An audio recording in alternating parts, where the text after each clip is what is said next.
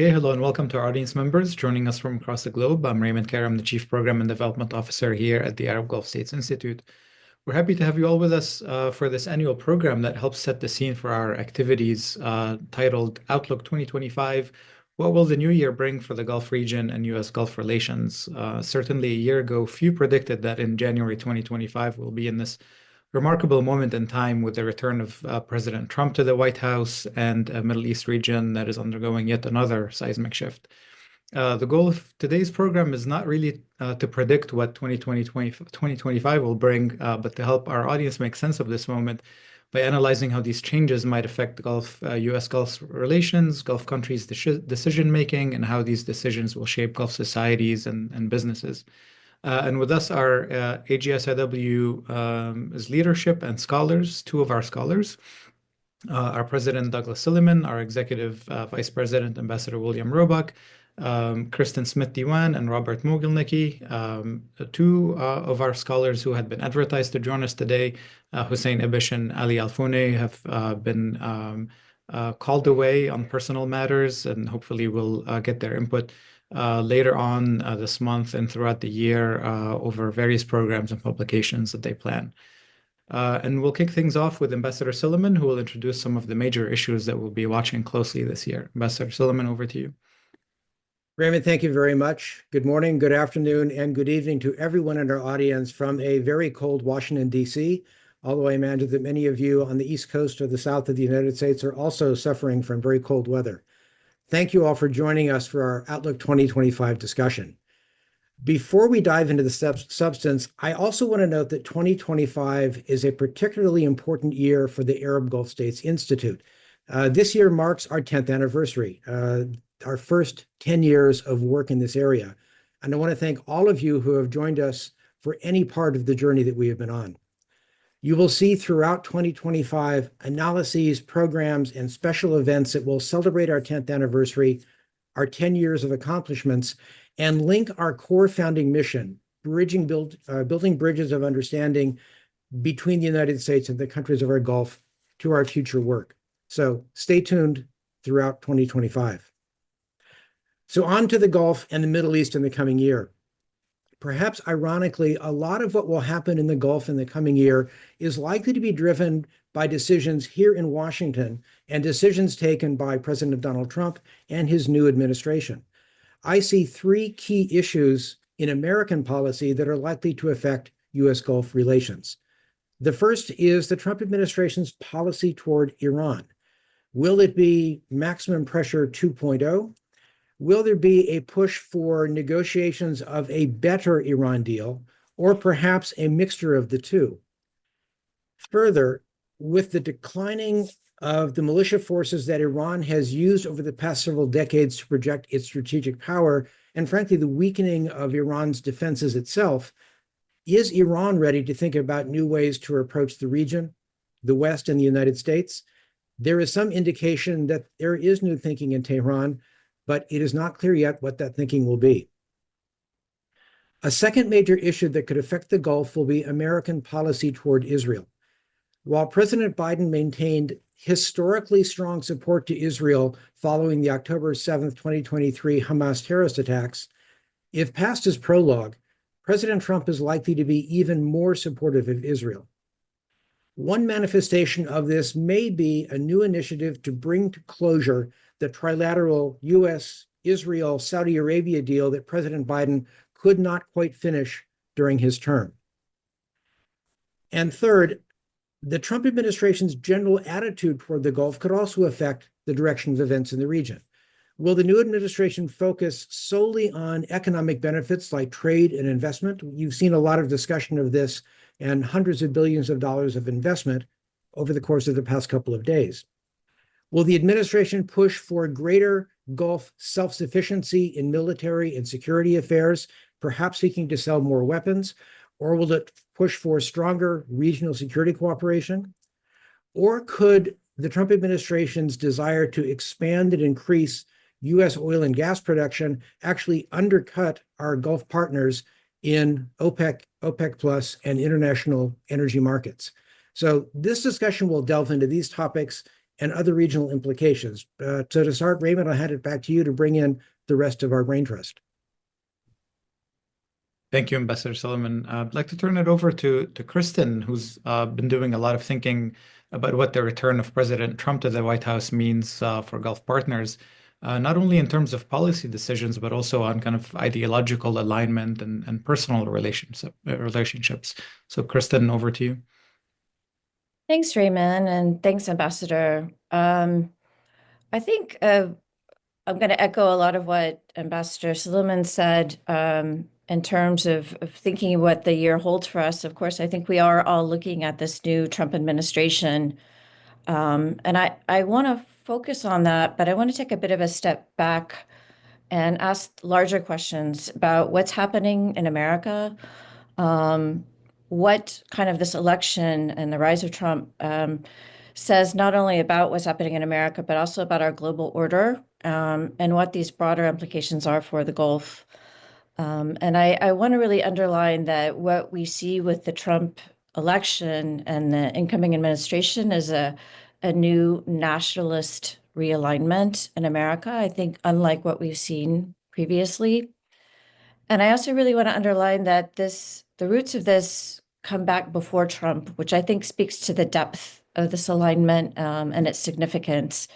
I think if we go back even to the Obama administration, we could see the perceived failures of the 2003 U.S. intervention in Iraq, especially the financial crisis of 2008, how that really bred within the American public a very deep skepticism about American power abroad, and also a new cynicism about or questioning of both financial and government elites.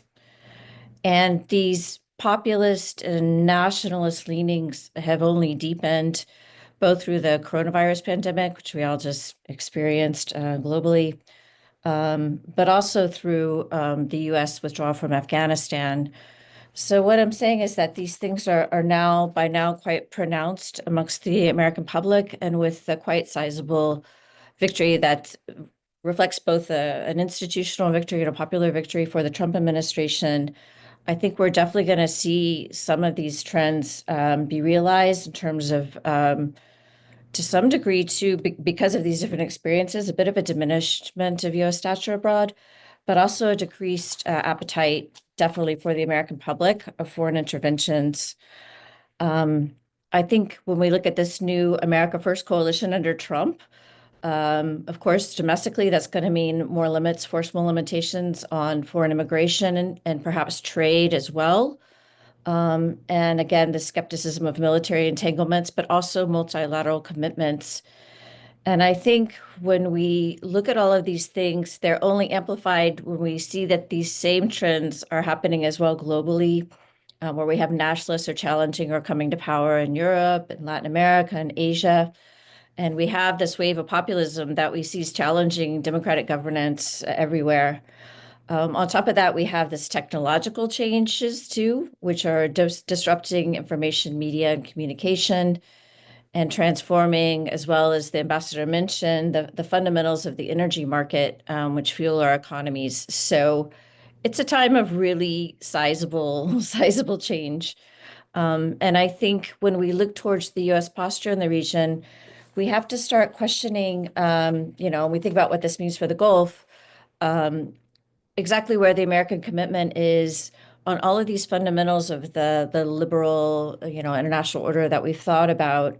And we can expect some more destabilization, perhaps in the trading order. We've seen basically the Trump administration's willingness to use the threat of tariffs and stuff, tariffs as one way to reshape that order.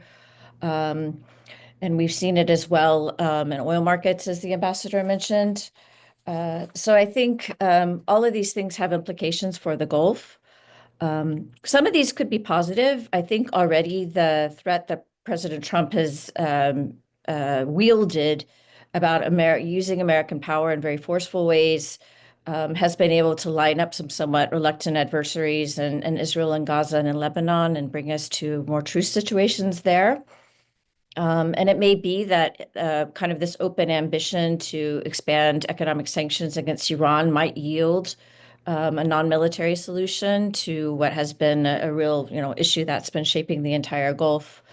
It might also be that these new bold moves in the technology sector will be very useful for our allies that are very interested and investing quite a lot in AI and in crypto as well. So these kind of things and more less limitations on these industries could be positive things.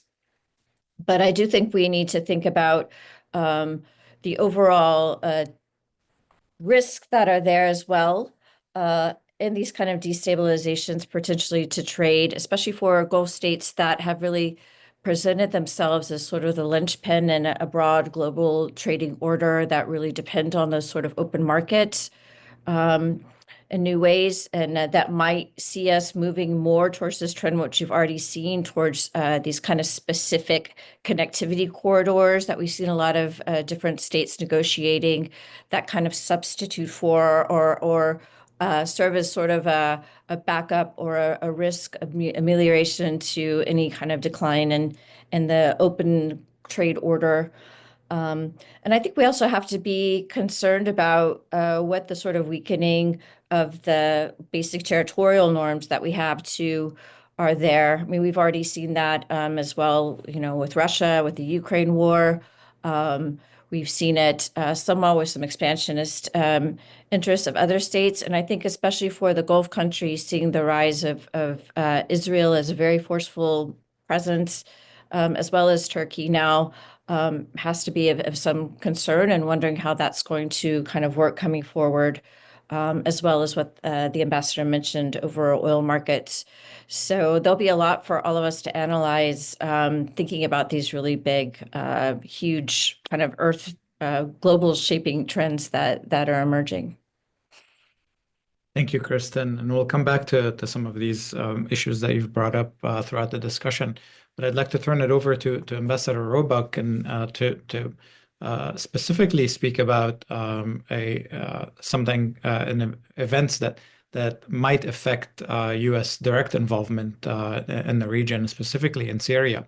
And just over a month ago, it feels like a lifetime ago now, but just over a month ago, a half a century of Assad family rule ended in Syria. And so, Ambassador Roebuck, you've spent a lot of time in Damascus and then in northeast Syria throughout your career. How do you see things shaping out in Syria, and what role might the U.S. play in Syria's future? Thank you, Raymond. I thought I would focus a little bit talking about the international relations of the Gulf and use Syria as a prism for understanding those relations. Obviously, the countries in the Gulf have been scrambling since this political earthquake that occurred in Syria took place back in early December. I think they were back-footed in certain ways with the suddenness of the events. I think I'd point to just three quick factors that contributed to that. First is that Gulf countries, or many of them, had gone down a path of diplomatic normalization with the Assad regime, and this had advanced quite far. They also shared in I would call it a general consensus or a widespread consensus that Assad had won the war, and that the shortest path to stability in the region was to build relations with the Syrian regime and move forward in integrating it back into the Arab and broader regional consensus. And then I think some of the countries had I would call it an ideological allergy to Islamist led governments and entities that, especially in the immediate days after HTS, Hayat Tahrir al-Sham, took over, led these governments to be quite cautious in how they were responding. Since that time, they've been very, I think, they've been moving quickly in trying to respond to events, and they've done a good job. I thought it would be useful to maybe review just how some of the countries in the region, the Gulf countries, a couple of the other countries, and also great powers have dealt with this what I call really a political earthquake in Syria and the aftershocks of that political development. Let's start with Qatar. Qatar is, I think, has been the best placed of the Gulf countries to move quickly and position itself in a position of influence. After the fall of the Assad regime, they had a long history of support for Syrian rebel groups, and they had close relations with Turkey, so they were positioned to move quickly with Turkey. In the aftermath of the fall, their foreign minister was the first, along with Turkey's foreign minister, they were the first official visitors to the new government just a day or so after the collapse. So they moved quickly, and they've been forceful in their statements of support, calling for the end of sanctions, and calling for Israel to withdraw from the buffer zone. So a lot of support for Syria from Qatar, and they're, I think, well positioned to exercise influence as a secondary power to Turkey, but very pivotal. Saudi Arabia was cautious in the first few days. I think they moved quickly after that to be much more forward-leaning, and that has continued since then. They recently hosted a conference focused on Syria's transition, and were very supportive of Syria's transition. Officials in Saudi Arabia, including the foreign minister, Faisal bin Farhan, have spoken positively about the trajectory of the transition in Syria, and I think they have tried since those first few days to be very forward-leaning and move closer to embracing that regime in Syria, the new regime. I think Saudi Arabia, because it is such a big influence in the Gulf and in wider Arab and Islamic world, is positioned to have a lot of influence. And the Syrian government has responded and in some ways instigated this embrace, because they have said very positive things about Saudi Arabia, the role it can play in the future of Syria, the security of the transitional Syria, and also its important investment role that it can play. So Saudi Arabia is in a position to exercise about as much influence in Syria, I think, as they want and as they choose to do. The UAE operated much more cautiously in the beginning. They expressed concerns about chaos and extremism. I think also they were driven by this ideological allergy to an Islamic-led government. I think since then they have moved closer to not a full embrace, but making clear that they're willing to work with the government in Syria. The foreign minister visited about a month ago and had a very good visit in the UAE. And the UAE will be very well positioned if sanctions are lifted to be a big player on reconstruction and investment. Turkey, of course, is probably the most well-positioned player. A lot of political influence, military power, economic power in the region. They have a long history of supporting the rebels in Syria. They hosted the foreign minister for a visit a few days ago. It was really a love fest. Strong expressions of support for Syria and specific commitments to help in the military, intelligence sharing, on the commercial side with transportation, and in the energy sector, and et cetera. A lot of expressions of support. So Turkey's very well positioned to be the big power, I think, in Syria going forward. I think in the long term, and this is quite a ways out, there are some historical frictions between Syria and Turkey, and those could reassert themselves. But in the intermediate term, and that's a long intermediate term, Turkey's positioned to exercise a lot of influence. Of course, that happens in the backdrop of a complete collapse of Iranian influence and loss of their presence and position in Syria. And this is going to affect how Gulf countries interact with Iran in the coming months. It's going to affect their détente with Iran, their diplomatic relations. And just a word I'll say on Russia and the U.S., and then I'll stop. And if we want to talk more about Syria, we can do it in the Q&A. I think Russia is poised to lose its military bases in Syria. It's widely despised for the role that it played in the civil war, in brutally supporting the Assad regime, attacking Syrian civilians, attacking rebel groups. There are indications that Syria has canceled the 49-year lease that they had for the naval base in Tartus.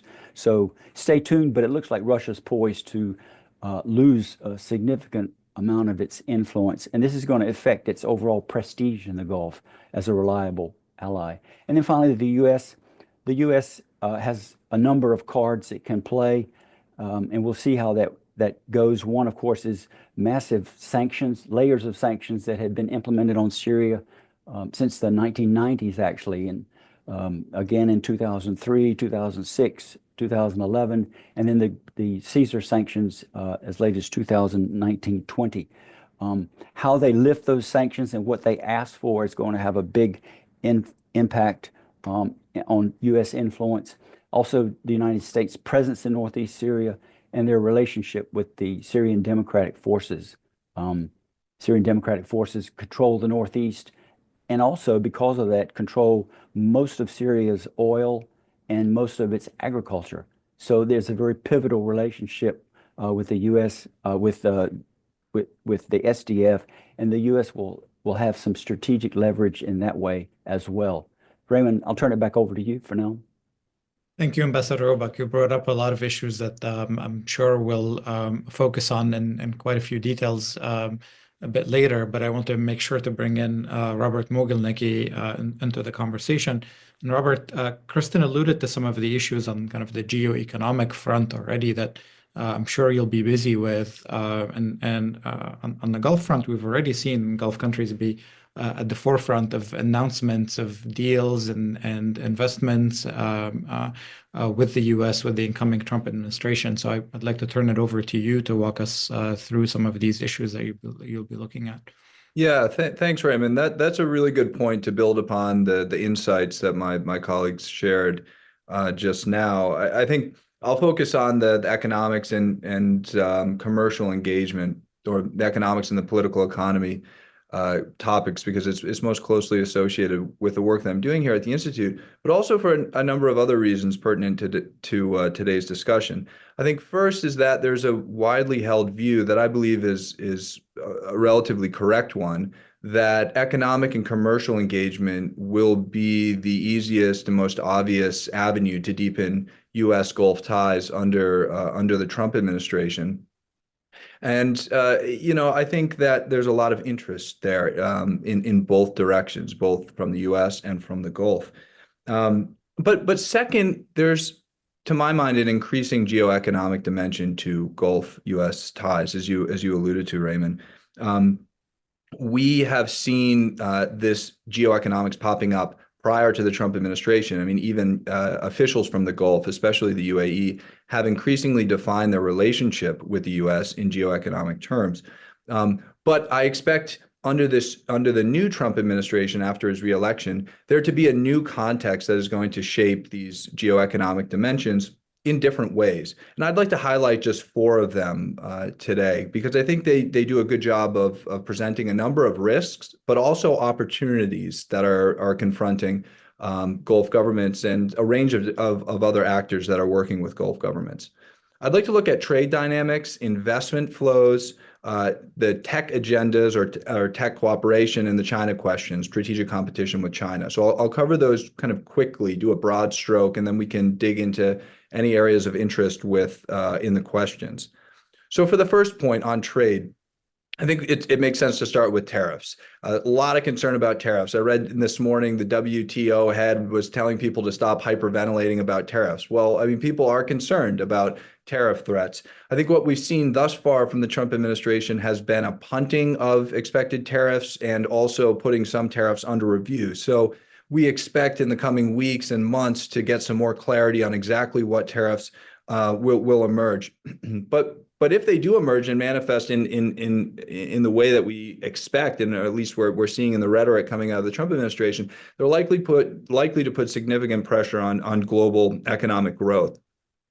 I think the issue of tariff also brings into focus preferential trade agreements that we see in the Middle East. Now, there are a number of countries across the MENA region that have free trade agreements with the U.S. Two countries in the Gulf enjoy that status, Oman and Bahrain.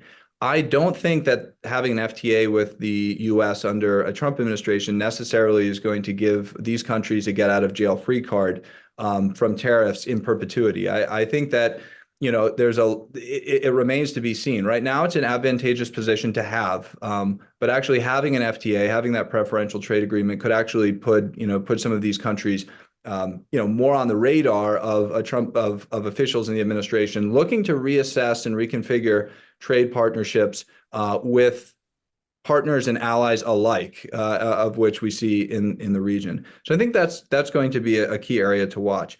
The other part of the trade bucket I'll mention has to do with energy, and I'll discuss energy because I think it's energy exports are the most important, or energy is the most important export commodity, energy commodities for Gulf countries. So I think it makes sense to discuss in terms of trade.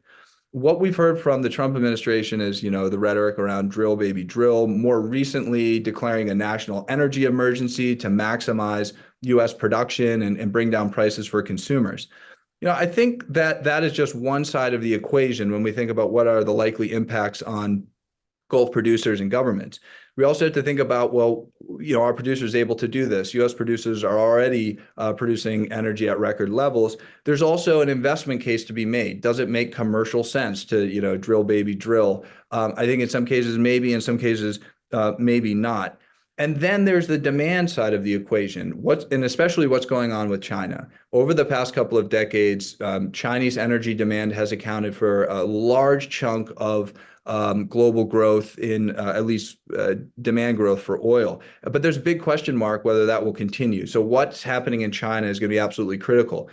I think when you put together all of these parts of that equation, of which we're still dealing with some significant uncertainties, it's still likely, to me anyway, that we're going to see significant pressure on producers in the Gulf, and that's likely going to have a knock-on effect on the kind of fiscal capacities of these governments, which still remain, by and large, dependent on oil and gas revenues for government revenues. Let me pivot now over to investment, and this will be shorter. I think I see a lot of two-way interest and synergy in the investment space between the U.S. and the Gulf. I expect sovereign wealth funds to be leading the charge here and initiating large, kind of exciting, high-profile investments in the U.S., also in their domestic economy, and in some cases with co-investors that could be U.S. firms or asset managers. And I expect to see a lot more of that. I think the political climate moving forward under this administration will welcome those types of investments, here in the U.S. and also find ways to encourage and support U.S. Companies and other investors looking for opportunities in the Gulf. I don't see a lot of barriers in terms of the investment space. We can get into the details of that if it's of interest to the audience. One area where there's a lot of focus in terms of, or excitement amongst investors is in the technology space. And this brings me to that third bucket that I mentioned, the ambitious technology agendas in the Gulf. There are all indications, at least to me anyway, that the governments in these in the region are going to accelerate efforts to advance their technology agendas. And, I guess on the U.S. side, unlike previous administrations, we're seeing a heavy concentration of players from the tech industry, either actively serving in the administration or closely aligning themselves and their multinational technology companies with the Trump administration's agenda and kind of policy stance on technology, both here in the U.S. and I think globally. So then that to me again looks like another area where there's going to be significant synergies to exploit between actors in the Gulf and the U.S. we've already seen a number of strategic investment partnerships being formed with the likes of Microsoft and Google in places like the UAE and Saudi Arabia, which are the two countries largely leading the technology charge in the Gulf, but other countries have the capabilities and the capacities to also play an important role too. I expect that we're going to see more of those types of strategic partnerships, especially at the kind of upper echelons of the technology space, those kind of advanced and emerging technologies like AI and in the chip space. These are going to be the areas that these countries are really going to want to deepen their relationships and ties to U.S. actors in. That also leaves us a pretty big, broader space within the technology domain for other actors to play an important role. And that brings me to the final point, the question of China. I think there is one small subset of technological cooperation that has concerned U.S. officials under previous administrations and will continue to be at the top of the agenda of officials in the Trump administration. And that involves, the potential for advanced technologies, kind of hardware and software, and the underlying infrastructure to be transferred through the Middle East to strategic competitors like China. I expect that that's going to continue. So in that top upper echelon of the tech space, AI, chips, we're going to see I think the strategic competition with China playing a really important role in how those industries and partnerships materialize. The Biden officials largely sent the message to Middle Eastern governments is like, hey, you have two ecosystems, the U.S. technology ecosystem and the Chinese technology ecosystem.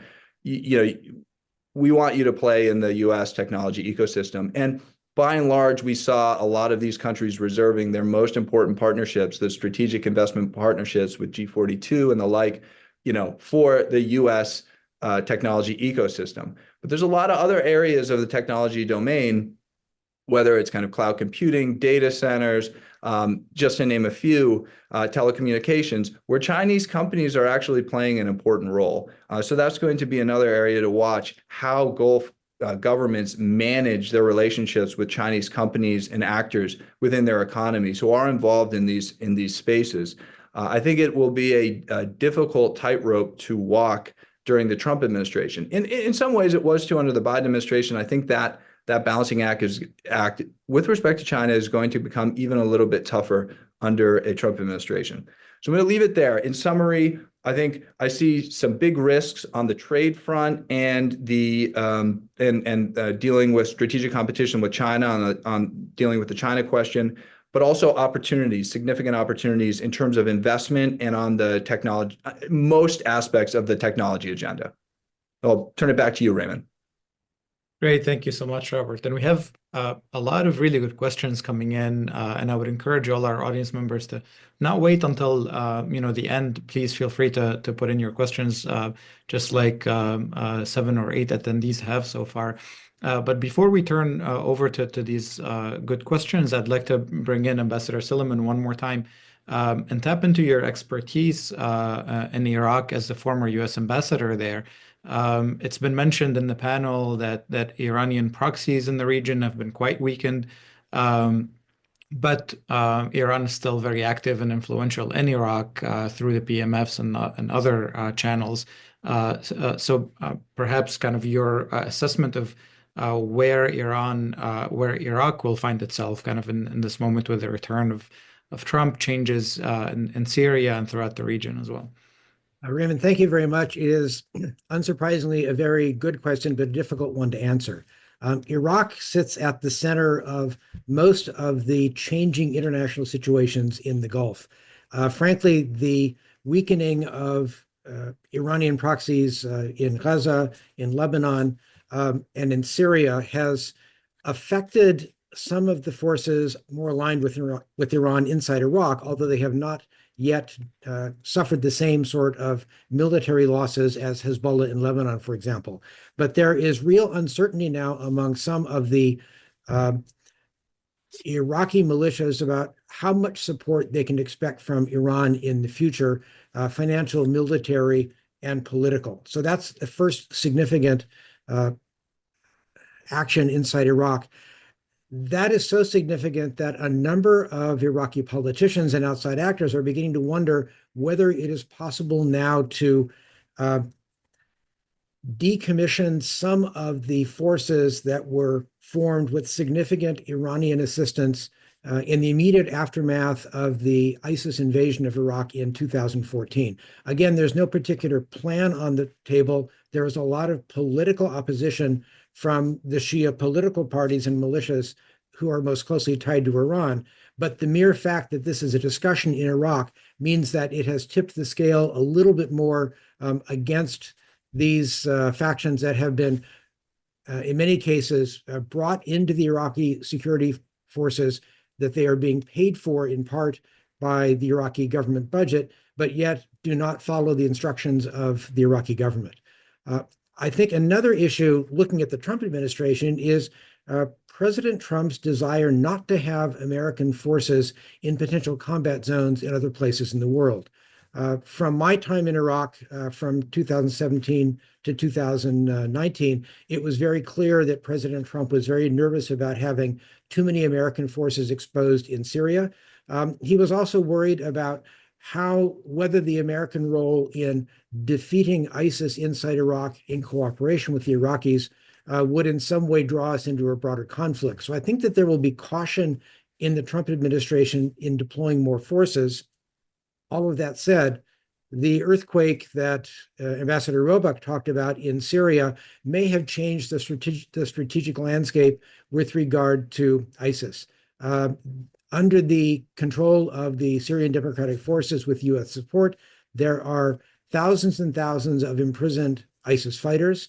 Under that same control is one large and several smaller refugee and IDP camps, also controlled by the SDF, that contain many of the spouses and children of ISIS fighters. And there is now increased concern in Iraq that a full departure of U.S. forces from the country, the inability of the United States to support and supply the small contingent of U.S. troops in Syria from Iraq, as it has for a long time, could lead to a new threat from released ISIS fighters in Syria trying to come back to Iraq. So it's kind of hanging at the moment. There are Iraqi political ideas that will have to be worked through in the parliament and politics, but just the raw threat that is posed by ISIS fighters under uncertain detention and the refugees and internally displaced in Syria who have thus far not wanted to come back to Iraq means that a lot could happen on this front in the coming year. Great, thank you. I'd love to turn it over to questions now from the audience, if possible. And I'll start with Nimrod Novik's very good question, and I'm going to just read it out because it's detailed. He asks, what should we expect in the event of KSA Israel-Palestine prerequisites to normalization and to an Israeli government hostile to any step on a path toward a two-state solution? Will Saudi Arabia dilute its demands? Will a U.S.-Saudi Arabia bilateral deal proceed, ignoring normalization? And is Trump expected to force a change in Israel's attitude? So I'll pose it to the whole panel, and I think whoever would like to start with this, please go ahead. Let me start on this and then draw in my colleagues. This is a very, very good question, and it is very clear, as I mentioned in my introductory remarks, that there is a desire in the Trump administration to come to this tripartite agreement. And there are a number of separate bilateral issues that are going to have to be worked out. The biggest one, following the Hamas attack on October 7th and the very significant Israeli military response in Gaza, has been the increase of the price from Saudi Arabia to enter into a dialogue or into a deal with Israel and to formally normalize relations with Israel, where perhaps a year and a half ago, as this deal was being developed under the Biden administration, there may have been a willingness for Saudi Arabia to accept a somewhat clearer pathway toward a two-state solution as the price of normalization with Israel. Rhetoric from the Saudi government over the course of the past 3 or 4 months in particular has strengthened and has made more references toward the Arab Peace Initiative and the need to have a full-blown Palestinian state. The reality is a solution may be halfway between those two, and I can certainly imagine that the Trump administration will try to convince the Saudi government to reduce its price to Israel to enter such a trilateral negotiation. On the Israeli side, I think Nimrod is right. There are a lot of people in the Israeli government who are dead set against even the recognition of a pathway toward a Palestinian state. The Israeli Prime Minister Benjamin Netanyahu has clearly said this many times, but there are people in the government far to his right on this issue.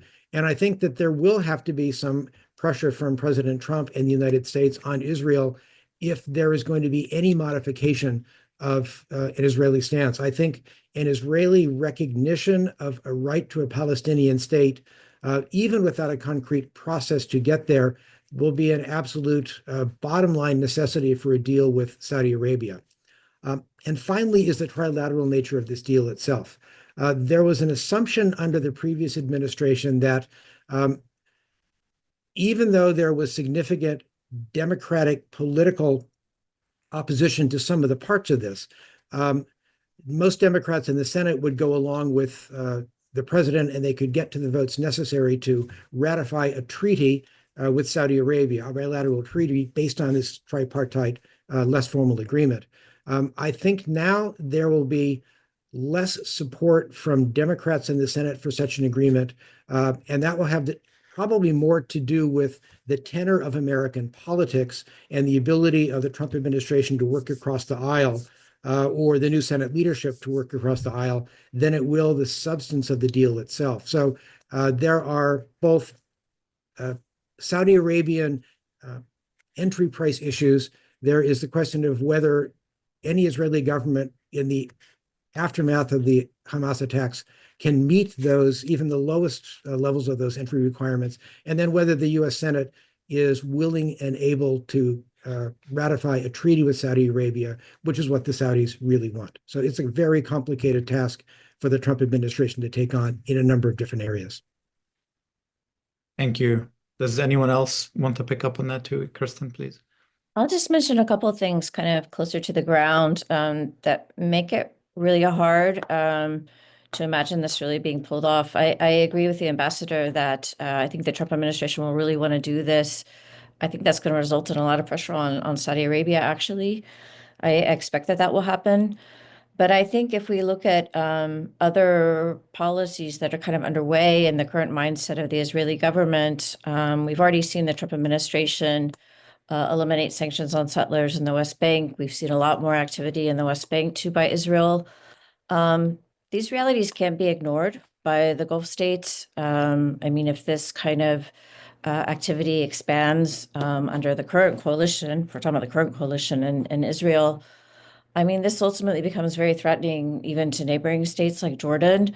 And I think if we look at the Gulf states, what they really want, and especially Saudi Arabia more than anything else, is a stable situation in the region, which will allow them to continue to advance their own domestic transformation and the investment and the kind of inflow of people and resources and tourists and all of these sorts of things. I think to the degree that Israel is participating in activities that are destabilizing to neighbors, it's going to make it really, really difficult for them to see if advancing any kind of ties. And I'll just say it's a little bit of a separate issue than than talking about normalization. But if we try to think about a stage, we now have a ceasefire in Gaza. If we try to think about this moving to a stage where we would actually see Gaza turned over to some sort of Palestinian authority, that means that this whole question of Palestinians and sort of recognition for them is going to be kind of front and center. And so I think we know that the Gulf states they can't really go in and participate in any sort of reconstruction or being present on the ground unless there is some sort of recognition and empowerment of a Palestinian authority. I think there's a lot of disagreement, some disagreement amongst even Gulf states about what the composition of that should look like. So that hasn't been agreed upon. But I think, again, that will bring this whole issue of Palestinian recognition to the front. So I think moving forward at all of these issues would require some change in Israel's posture. I'm not personally very optimistic that we'll see that coming, or that pressure coming from the Trump administration on those issues. Ambassador, If I can jump back in, I want to follow up on one of the things that Kristin just mentioned. I think there will be a significant attitude and desire in the Trump administration to work closely with our Gulf friends to help secure, rebuild, make political changes in all of the countries in the Middle East, which are now undergoing some significant changes. I think Gaza and the West Bank, Palestinian territories, will probably be where there will be the most desire from some countries in the Middle East, but will have political ties to them. In other words, moving forward toward a Palestinian state. I think you'll also see the desire of the United States to work with the Gulf to help rebuild and stabilize Lebanon, also to make sure that Hezbollah, even if it is not completely silenced and gotten rid of, will never be the kind of strong political or security player that it has been for the past 25 years. I think even potentially in Syria, there is going to be a role that the Trump administration will see to help Syria get on its feet and orient itself in a way that is going to be much more amenable toward sort of American goals in the region. So I think that those are other areas where, in addition to simply talking about a trilateral deal with Israel, you will see significant discussions and sometimes pressure from Washington on the countries of the Gulf to help stabilize the region, not only in Gaza, but more broadly. great, thank you both. Perhaps will take this moment to try to answer one of a related question, which is on Saudi Arabia's Vision 2030 and FDI, foreign direct investment into Saudi. So maybe Robert, I'll turn it over to you to try to address that. Of course, one of the motivations to normalize relations with Israel, between Saudi Arabia and Israel, and sign this trilateral treaty, you could argue is to attract more investment to Saudi Arabia and support this economic transition. So without really addressing the political components, how do you see things moving on the FDI front and in general, a Vision 2030 and economic changes in Saudi? Yeah, it's a good question. Make sure I'm off of mute here. Yeah, I think look, we heard the kind of investment case being made for the past couple of years in the lead up to normalization. I think given the events that have transpired, the expectations around significant Israeli investments in Saudi Arabia happening over the short and medium term are significantly less important now to that debate. I imagine other dimensions of that debate are more important. But the question does get more at Saudi Vision 2030 and FDI ambitions, and it is the $100 billion question. I mean, a couple of years ago, the government came out with these very ambitious targets to try to boost annual FDI to, I think, $100 billion per year. Maybe those likely have been revised since then, but we're not seeing inward FDI flows reaching anywhere close to that. So this is a big challenge and a heavy lift for the Saudi government in the years ahead. How have they been going about that? Well, in a number of ways, kind of using the sticks and carrots of economic policies. They've really they rolled out and have made significant progress on their headquartering policy and kind of found a number of ways to encourage and push, so to speak, take that term how you will, firms to set up a physical presence, headquarters in the kingdom. I think there have also been a number of carrots also offered. We see companies, international investors and firms that have at least a brand recognition and can bring significant kind of reputational benefits and potential economic impacts to the kingdom are able to negotiate various exemptions, whether it's on the tax front or on labor policies like Saudiizations, as part of entering into the Saudi market and being involved in certain initiatives. But I guess the last point I'd make is I'm starting to think beyond Saudi Vision 2030 right now. I mean, that has characterized the way we have thought about economic reforms in Saudi Arabia for so long. But if you think about the big ticket items that Saudi Arabia has, has put on their agenda for the years ahead, we're talking kind of FIFA World Cup, the Expo. These are gonna take place well beyond Vision 2030. So, to my mind, the big task for Saudi officials now on a developmental front and an FDI front is how you bring in international investors into the country in a way to help pull off these big events, in a successful way, but also to approach that development in a sustainable manner. So you actually have development that is beneficial for the broader society, for the broader Saudi economy, and your kind of average Saudi citizens who are still going to be living and working in Saudi Arabia when these big events come and go. So that to me is going to be the big challenge, and I think it's something we need to start thinking about as extending beyond Vision 2030. We'll certainly be covering that at the Institute. That's great, yeah. And on just a related note, our friend Ed Morse has a question about today's New York Times article indicating that Trump and MBS have had at least one conversation indicating that the kingdom wants to increase trade and investment with the U.S. with a minimum value of $600 billion over the next 4 years. If you or anyone would like to comment on that and address it here. Well, I'll just start by saying, yeah, it's the kind of throwing a big number out there and seeing where the reality lands. I think it's kind of a typical consultancy approach to aim really, really high, almost impossibly high, and then if we get anywhere close or in between, we can find a way to be satisfied with that result.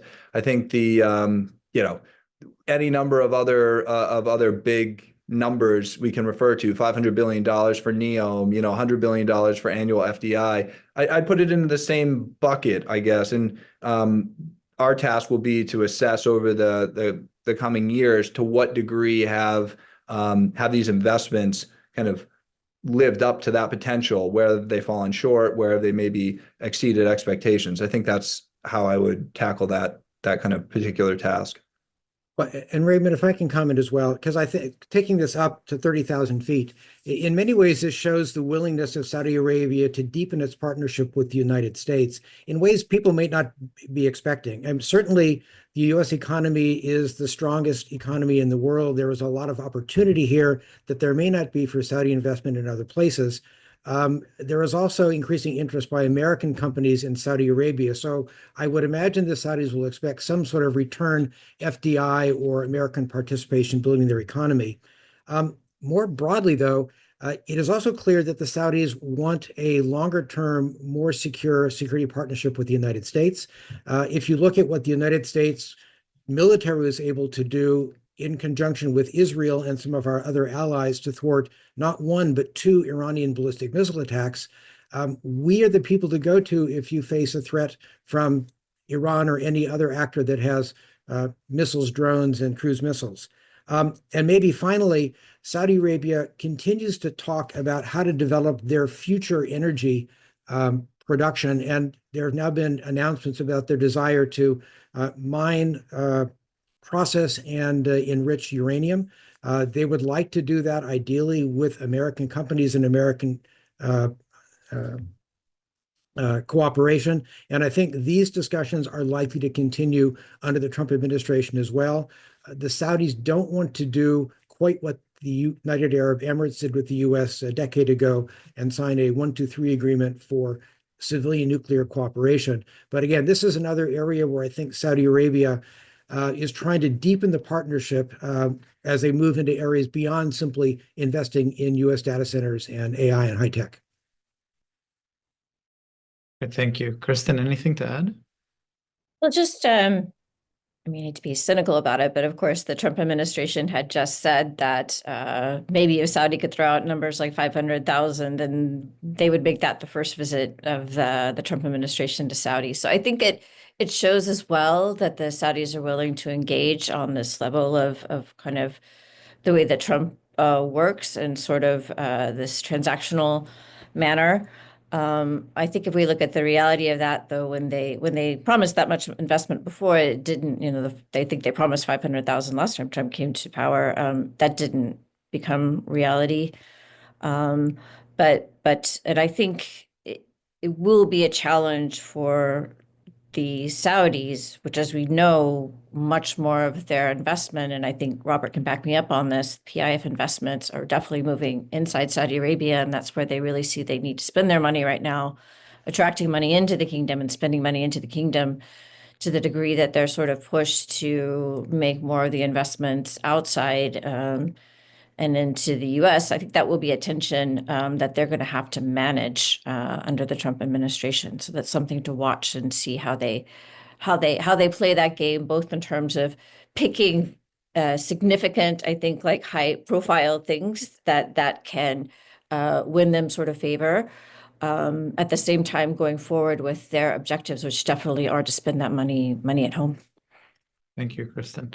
Ambassador Roebuck, if I can turn to you, you mentioned in your comments about Syria the role of Gulf countries like Saudi Arabia, UAE, and Qatar. But we have an attendee who wants to have you comment further on positions of other Gulf countries such as Bahrain, Kuwait, and Oman. And if I could tack on to that also a question on Captagon production in Syria and how the main market for that had been the Gulf countries.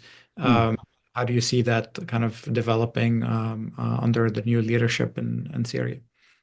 Let me take that last piece first. It looks like the interim government in Syria is taking on that Captagon drug trade and trying to shut it down.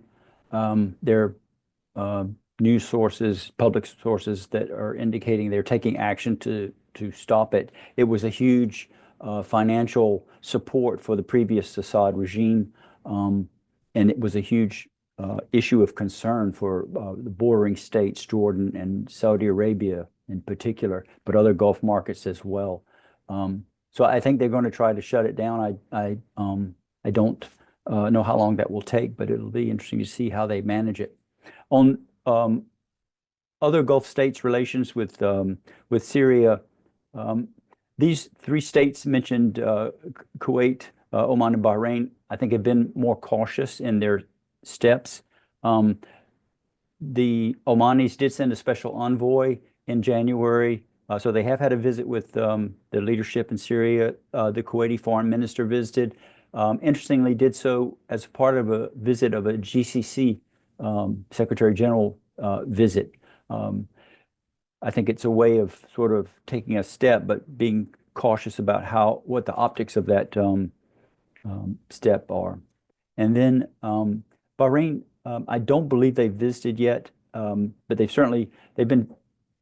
offered statements of support, but there's not been a ton of actual engagement yet. I think they're being a little bit cautious, but high-level statements from the king and others in senior royals indicating support for the interim government. So I think all of the Gulf states are trying to engage and be fairly supportive. But the three that we're talking about right now, I think because they've engaged less with Syria, they're being a bit more cautious about it. Great, thank you. And we didn't mention Kuwait much in the discussion, so perhaps we'll go to that question next. And an attendee asking about some of the longer term allies of the U.S., Kuwait specifically, have in the past felt a degree of neglect without any kind of high level visits that usually the Saudi Arabia or the UAE and Bahrain get. Do you see, is this a time for Kuwait to be kind of brought back closer to the U.S.? Will the new Trump administration seek to do that, especially to counter Chinese involvement and to what the attendee says, to roll back some of the critical democratic backsliding that has happened in Kuwait recently? I'll defer to our former U.S. ambassador to Kuwait. I just say one word that I don't see a huge leap forward in those relations, but I think it's going to. I'm not sure Kuwait has the the center of gravity to attract it, but we'll see. But I'll defer to Doug to take that one. Sure, Ambassador Silliman and Kristin will have a lot to say on that. So we'll. Again, one of my main goals when I was the American ambassador to Kuwait is to try to find ways to expand and push the relationship forward. And I think that there is guilt on both sides of this equation. On the Kuwaiti side, there have been relatively few strong efforts by the Kuwaitis to engage the American government, to engage American business. There are relatively few ministerial level visits from Kuwait to the United States. And if they come, they are generally not meant to make a public splash. There is a sense that the peak of the US-Kuwait relationship was in 1991 during the liberation after the Iraqi invasion.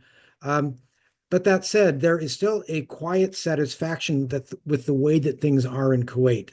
Kuwaitis have higher incomes, more subsidies from the government, better job security, high standards of living. They are appreciative, but also assume that American military support, the American forces, relatively small ones now in Kuwait, will remain there to help defend Kuwait, which they see as a very small country surrounded by larger actors.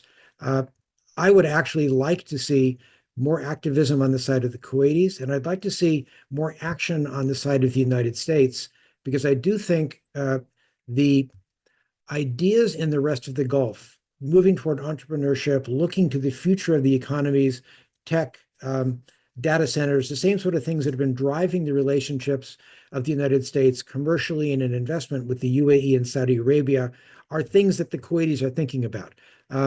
Again, I will be in Kuwait next month, and I'm going to ask this very question. What can the Gulf States Institute do with the Kuwaiti government, with Kuwaiti businesses, to try to expand those ties with the United States? Kuwait is still very tied economically to the United States through its sovereign wealth fund, the Kuwait Investment Authority, but so much of that investment has been in real estate that offers a good, solid 3, 4, 5% per year return. It has not been real estate. It has not been really invested in startups in parts of the U.S. economy that are growing the fastest. So I think there are a lot of opportunities there. It's a really good question that needs to be rethought on both sides of this equation, both by Kuwaiti businesses and American businesses and the Kuwaiti government and the new Trump administration. But Kristin, Robert may have some other ideas on that as well. I'll just say, I think a lot of the things Ambassador said is really true. I think Kuwait does have a lot of assets that it could play up for a Trump administration, and in terms of especially its sizable investments in the United States, and being a very reliable partner, maybe a quieter partner, but one that has always been supportive of the United States, and also in aid to and being there to support different initiatives. I know sort of outreach to helping with these multilateral institutions and holding aid conferences for Iraq. But we could think of a number of different issues where Kuwait has really been a steady partner. I think the issue for Kuwait and why it hasn't got as much attention is really that Kuwait itself has been really absorbed in its internal politics.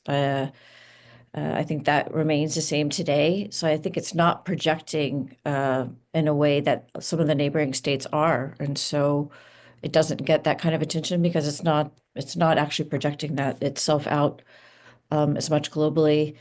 And I do think there are some things to be of concern for Kuwait.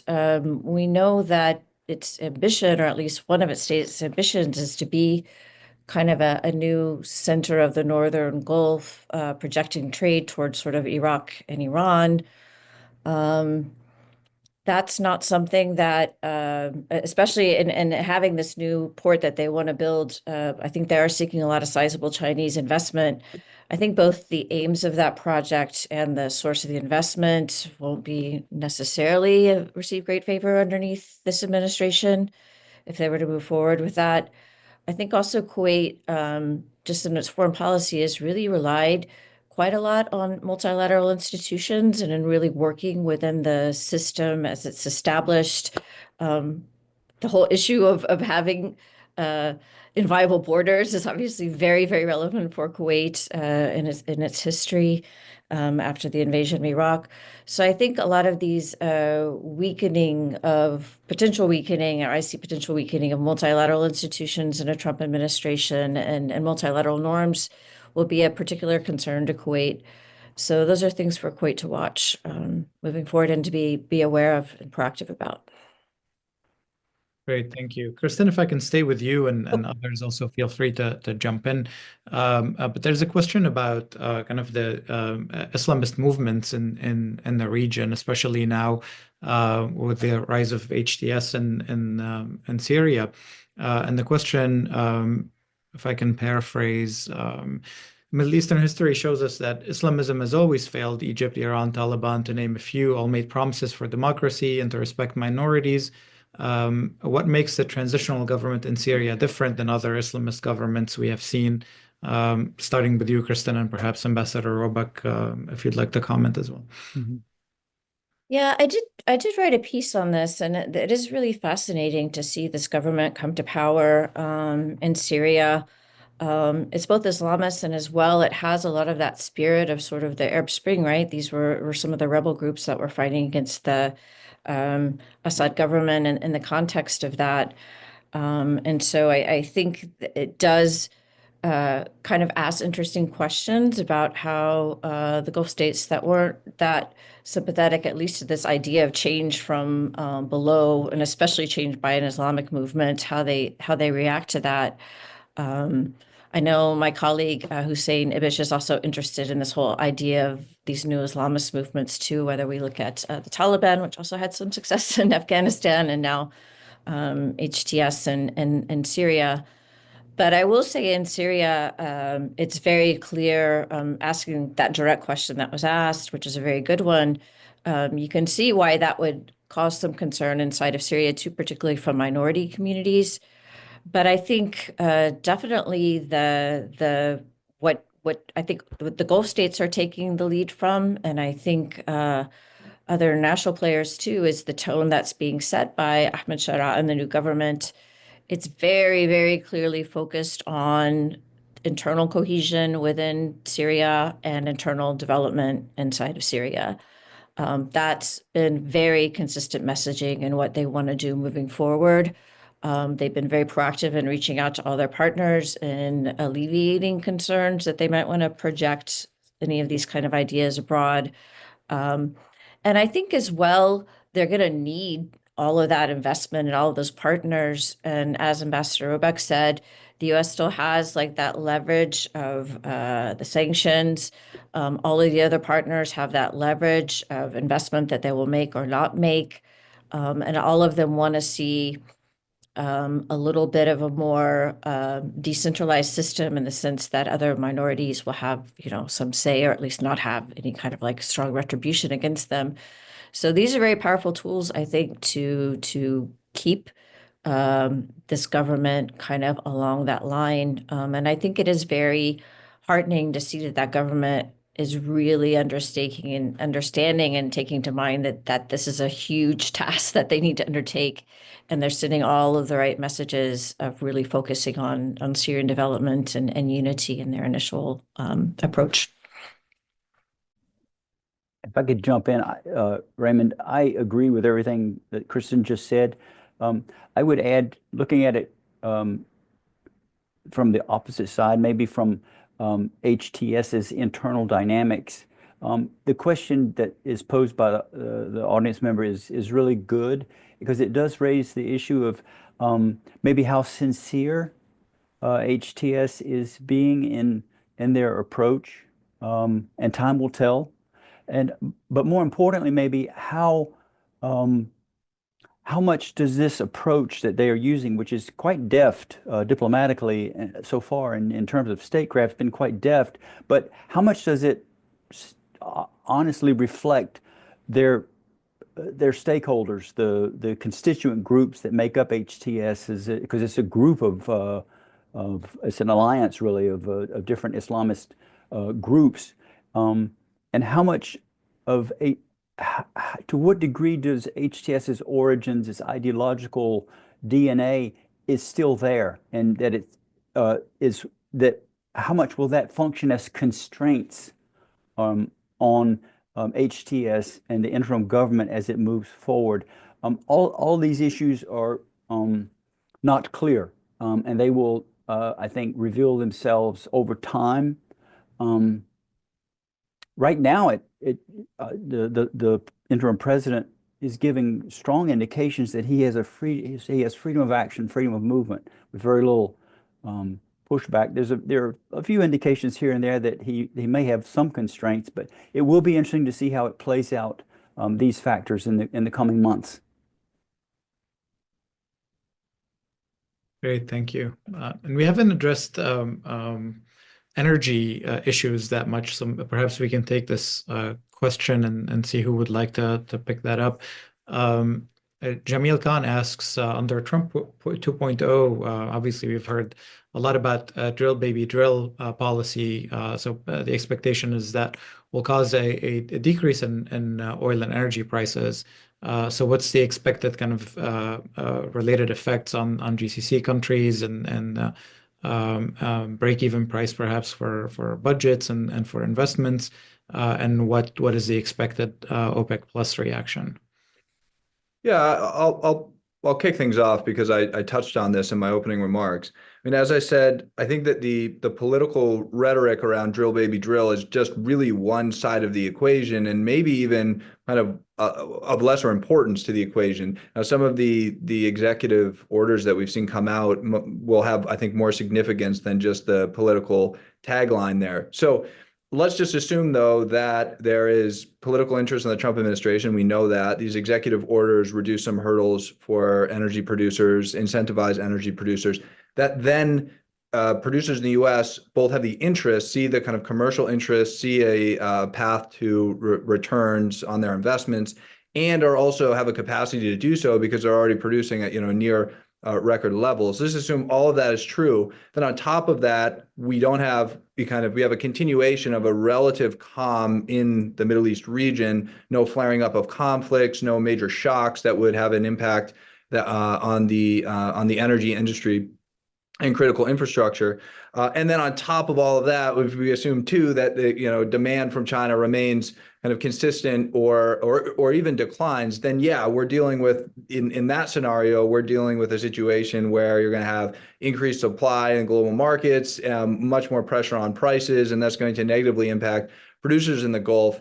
That's going to also impact the kind of bottom line for governments and their fiscal capacities. Many of these governments, as we know, I kind of put this figure out a lot. It's just a round number, but a lot of GCC countries, 75% is the kind of number we're working with in terms of the percent of government revenues that are coming directly from oil and gas. Some's a bit higher, some are higher than that, some are a bit lower, fluctuates based on the price of oil. But that's a huge chunk that depends, directly on the price of oil. So obviously that would have an impact. If we look at Saudi Arabia, though, a lot of the responsibilities for advancing Vision 2030 objectives have actually been pushed kind of off the government's central budget and towards entities like the Public Investment Fund. Now, there are links between kind of the government and share transfers of government-related entities to the Public Investment Fund, but the fund itself is finding various ways in which to raise, investment capital, kind of issuing bonds, also getting access to credit facilities. They've done a lot of activity in that space just in the beginning of this year, which is kind of a buffer. It's another entity that can advance a number of different initiatives and aims connected to Vision 2030 that has its own access to funds, existing financial resources, and access to new sources to tap into for capital. So I think there are a lot of ifs in the kind of energy equation, so to speak. And there's also a lot of ways that this scenario can play out, and a lot of entities that countries like Saudi Arabia have to work with. Some of the other countries maybe have fewer options. Oman's, been doing a really good job on the economic policy front, fiscal consolidation, economic reforms, but they have significantly less fiscal capacity, and their sovereign wealth fund's much smaller. So they're going to have less maneuverability if we start to see significant prices, downward pressure on energy prices. A country like Oman is really going to feel that. other countries will have more room to move and ways to manage those situations. Great, thank you. Kristin? Yeah, just one comment on that. It's no question that this has been a really big talking point of the Trump administration, the drill baby drill. But I think, as Robert mentioned earlier, upping that production really is going to depend on the oil companies making those big investments and in the U.S. And that's going to depend on market realities. So I'm not sure. I mean, I think the number that they're tossing out, like 3 million barrels a day additional, is pretty out there. And I think a lot of that increase might actually come more in the natural gas side of things than the oil side of things. But in any case, I think the bigger picture of what the Trump administration is doing is not just in terms of increasing the production, but in a way slowing the energy transition away to other sort of alternative fuels, and just kind of upping again the credibility and acceptance of oil and natural gas as being a major player in all of these different areas, again, in kind of reaction to what the Biden administration was doing.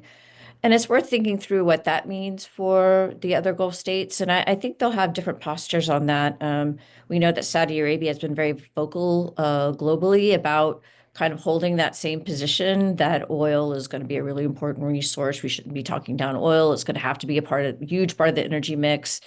They are investing in other kinds of alternative energy, obviously, a big bet on hydrogen. But I think still their structural position is that they're much more reliant on the oil than the other states, as Robert acknowledged. It will be interesting to see what states like the UAE, though, that have really set themselves up and really kind of gone out on the line of being champions of the energy transition globally, how they manage this Trump administration now that is, already withdrawn from the Paris Accords and kind of put itself more hostilely. Are they going to pull back themselves from these kind of commitments that the UAE has made? That'll be something very important to watch and to see how those dynamics develop. Great, thank you.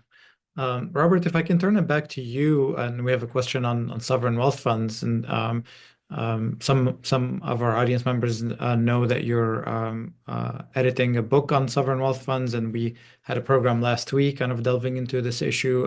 The question here is, how might Gulf sovereign wealth funds manage political pressure to invest more in the U.S. With the reality that their share of the U.S. and most of their portfolios is already pretty high? Thanks, Raymond. Yeah, leave it to Justin to ask the tough question. And full disclosure, he's a contributor in the book, so he knows how to ask the hard questions. I guess I would look at it in three ways. So one, there will likely be avenues that in the past had been politically sensitive, political hot potatoes, that might be less sensitive and therefore offer opportunities for sovereign wealth funds to consider assets that otherwise would have been difficult for them to do. I'm thinking those that are kind of considered critical infrastructure. I've heard from sovereign wealth fund, those working in Gulf sovereign wealth funds, really interested in airports, for example. We know in the past, investments by Gulf government-related entities in ports, U.S. ports, has kind of faced political pushback, to varying degrees over the years. So I think, one, there may be less political sensitivities around certain types of assets that now under a Trump administration, Gulf Sovereign Wealth Fund teams may be able to explore some of those opportunities. That's one avenue. I think the second point is that I've been looking at the kind of construction of sovereign wealth fund portfolios, the geographic distribution for some time, and trying to track Gulf Sovereign Wealth Fund official statements about wanting to diversify the geographic spread of their portfolios, and then see what has actually been done in terms of accomplishing that geographic diversification, more investments in China and in Asian assets. And I think at the end of the day, searching for a good deal, a good investment deal, is more important than strict adherence to geographic distribution in assets in sovereign wealth fund assets.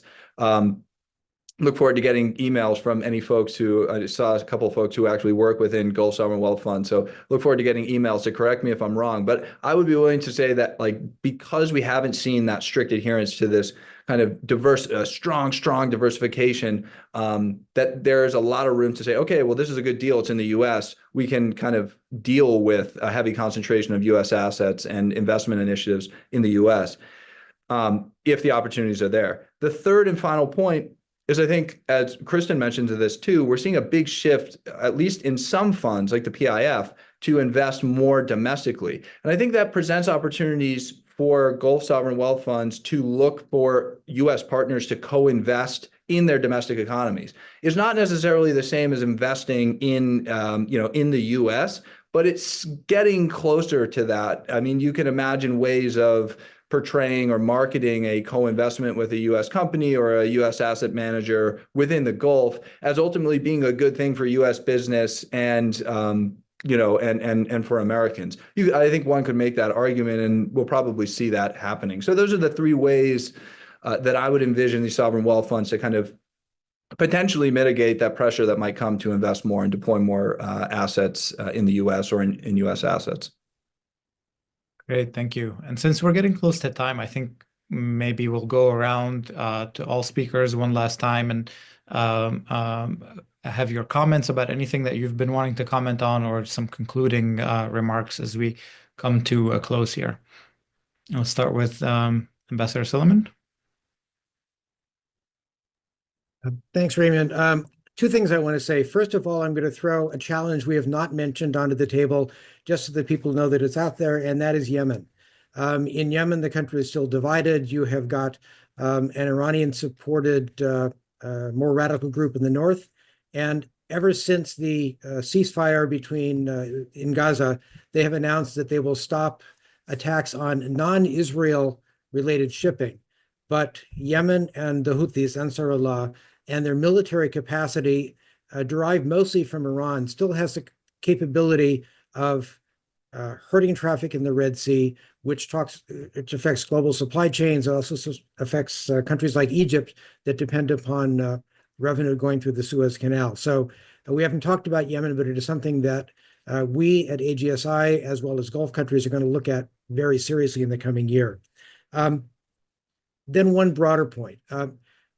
2025 is not the same as 2017 for either the new Trump administration or for the Gulf governments. The Trump administration is much better organized now. They have a much better handle on government, and they feel that they have got a mandate that is probably going to make them move more quickly forward along more legally and traditionally correct policy areas. So the Gulf can probably expect from the Trump administration more specific requests and probably less moving forward 2 steps and walking back 1 step. But Washington also needs to understand that the Gulf is also not the same as it was in 2017. The Gulf certainly has focused in almost every country on its own internal development. The development plans like the Saudis' Vision 2030, and they have invested, as we have heard, lots and lots of their money and political resources in developing their own country. In order to do this, there needs to be stability in the region. And you have seen over the course of the past 4 years, increasing stability based on détente between the UAE, Saudi Arabia, and other countries in the region, with Iran in particular. And 5 of the 6 GCC countries either have, never broke, or have established relations with Tehran. The remaining one is Bahrain. But they want to make sure that the region remains stable and is not destabilized, because that will affect their ability to develop their countries. Finally, and probably the most important change in the Gulf, they have all set their sights on the outside world, not as part of any particular alliance. They have tried to decide what their own national interests are, economically, politically, and in security terms, and are a bit less likely than they have been in the past to cooperate with each other. This will pose some challenges for the Trump administration, but the U.S., as the single strongest international economic, military, and political player, should be able to deal with them. But they need to be conscious of the fact that the major players in the Gulf are now defining their own national interests and acting on them without reference, in most cases, to a broader set of alliances or ideological inclination.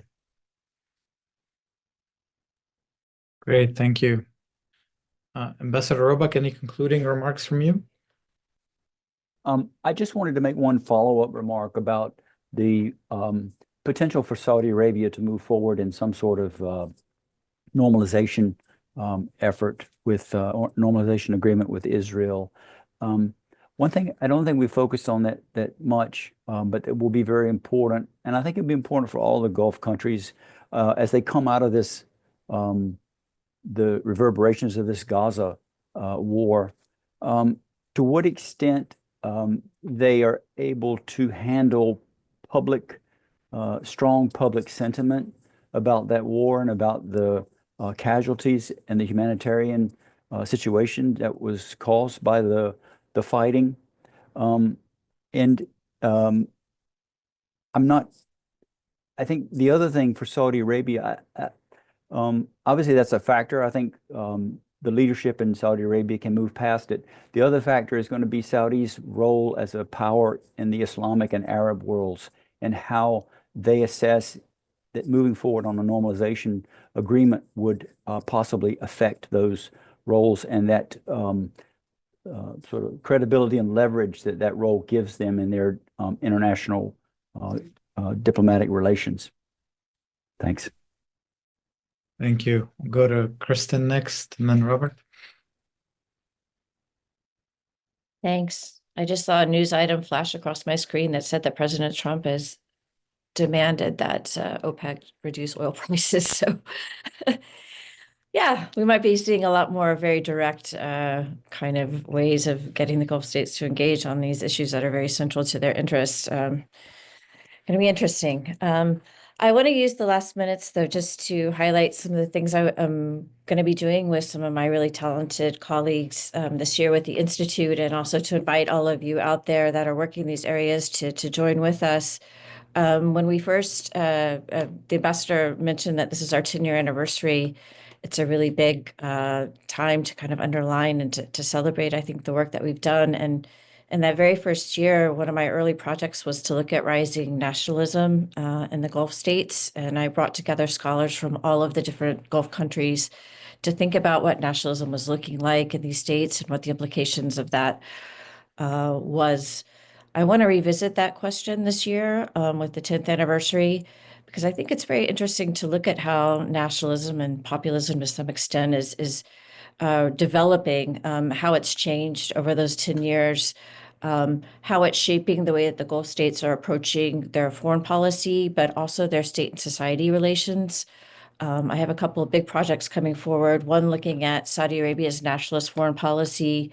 This will be a super interesting one, as I just mentioned, to see how that has been expressed itself in energy markets in a very much more interventionist Saudi, but one that has kind of shifted to be kind of a more softer and relatable Saudi in some ways in recent years. So I'll be looking at that and just looking at how that drive and the Saudi first element of Saudi Arabia has evolved over those 10 years.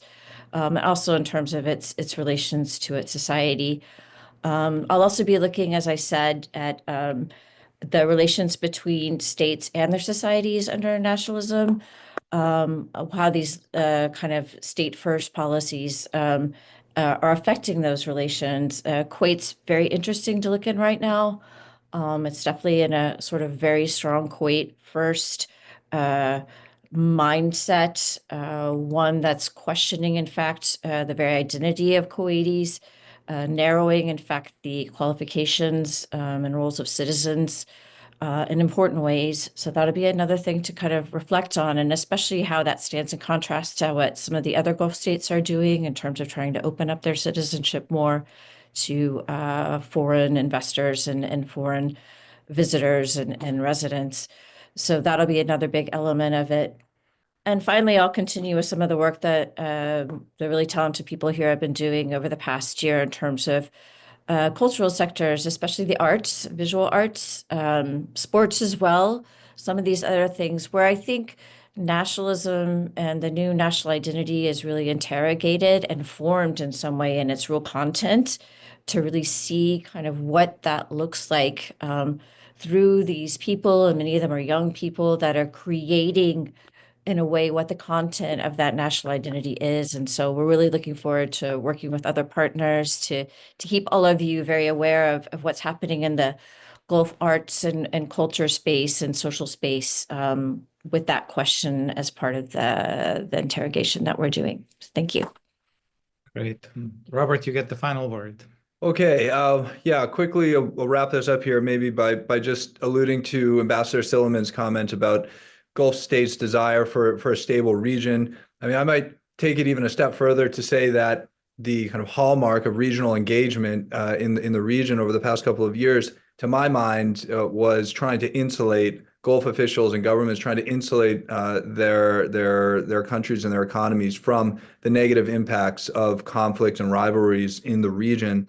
But also keeping an eye out for, opportunities, big ticket investment opportunities in the region, like those in Egypt that we saw materialize in the not too recent past. I think the big question going forward is how this kind of approach to regional engagement will evolve over, especially in places like Gaza and Lebanon and Syria, over the coming year, when you do have pressing priorities also in the U.S. And also in other kind of international in other international domains. So keeping an eye, I guess, a little bit closer to home in the broader Middle East region and its relationship to the Gulf will be an important space to watch as well this year. So that's it from me.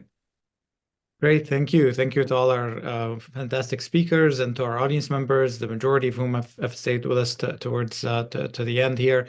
Thank you for tuning in, and we have a host of programs for you this coming year, not just our regular kind of almost weekly programming, but special programs that coincide with our 10-year anniversary, as Ambassador Silliman mentioned at the start of the program. So stay tuned and visit our website, agsiw.org, on a regular basis.